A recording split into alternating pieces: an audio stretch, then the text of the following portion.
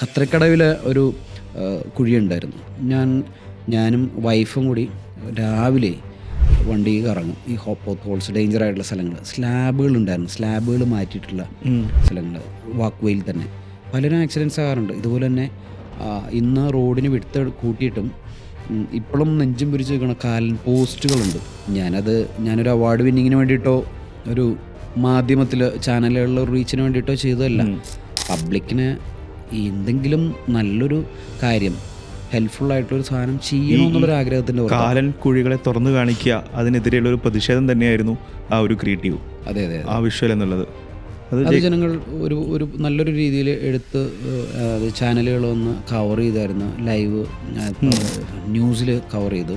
അത് ശരിക്കും എല്ലാവർക്കും പറയാനുള്ള കാര്യം തന്നെയാണ്. ജെയ്സൺ ചേട്ടൻ്റെ ആ ഒരു വിഷ്വലിലൂടെ, ആ കണ്ടന്റിലൂടെ ആൾക്കാർ ആ പ്രതിഷേധം മാസീവായിട്ട് ഡിജിറ്റലാണെന്നുണ്ടെങ്കിലും ഷെയർ ചെയ്തു പോയി. അത് ജനങ്ങൾ ഏറ്റെടുത്തു എന്നുള്ളതാണ്. ഈ കുഴികളൊക്കെ കാലൻ കുഴികൾ തന്നെയാണ്.